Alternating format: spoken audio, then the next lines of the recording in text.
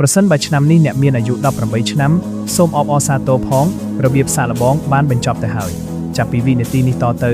គ្មាននរណាម្នាក់មកប្រាប់អ្នកទៀតទេថាត្រូវធ្វើអ្វីត្រូវអានអ្វីឬត្រូវដើរទៅផ្លូវណានៅពេលដែលអ្នកធ្វើខុសបន្ទាប់ពីនេះទៅពាក្យថានៅក្មេងខ្ចីមិនអាចយកមកធ្វើជាលេសបានទៀតឡើយបន្ទាប់ពីនេះទៅអ្នកនឹងត្រូវខ្វល់ខ្វាយក្នុងរឿងដែលមិនធ្លាប់ជួបពីមុនមកគ្មានលុយទិញបាយហូបគ្មានលុយបង់ថ្លៃផ្ទះជួលគ្មានលុយបង់ថ្លៃសាលាអ្នកដទៃពួកគេនឹងលែងចាប់អារម្មណ៍ហើយថាអ្នកបានព្យាយាមខ្លាំងប៉ុណ្ណាពិភពលោកនឹងវាស់វែងអ្នកតែលើលទ្ធផលសុទ្ធសាធតែប៉ុណ្ណោះធ្វើបានស្មើនឹងរស់ធ្វើមិនបានក៏ត្រូវគេបោះបង់ចោលទៅមនុស្សខ្លះនឹងអាចទៅបានឆ្ងាយហើយមនុស្សខ្លះនឹងបាត់បង់ទៅ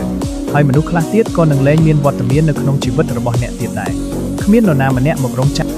គ្មាននរណាម្នាក់មកជួយទាញអ្នកឡើងដោយកាលពីមុនទៀតឡើយប្រសិនបើអ្នកនៅតែប្រើជីវិតបែបដដែលមិនព្រមបង្កើតជំនាញមិនព្រមបង្កើតតម្លៃមិនព្រមបង្កើតអ្វីសម្រាប់ខ្លួនឯងក្នុងរយៈពេលប្រហែលឆ្នាំខាងមុខទៀតអ្នកនឹងក្លាយជាមនុស្សធំដែលគ្មានតម្លៃប៉ុន្តែអ្វីដែលមនុស្សជាច្រើនបានខុសឆ្គងនោះគឺពួកគេនៅតែគិតថាខ្លួនឯងនៅមានពេលវេលាច្រើនទៀតចូលចងចាំទុកចាប់ពីថ្ងៃនេះតទៅរាល់ថ្ងៃដែលអ្នកមិនព្រមអភិវឌ្ឍខ្លួនឯងគឺមានមនុស្សរាប់ពាន់អ្នកផ្សេងទៀតកំពុងតែរត់ចេញអ្នកទៅមុខដោយមិនងាកក្រោយមើលអ្នកឡើយរបៀបសាកល្បងបានបញ្ចប់ហើយបន្ទាប់ពីនេះទៅគឺជារបៀបរស់រានមានជីវិតដែលនឹងគ្មាននរណាម្នាក់មកបង្រៀនអ្នកទៀតឡើយ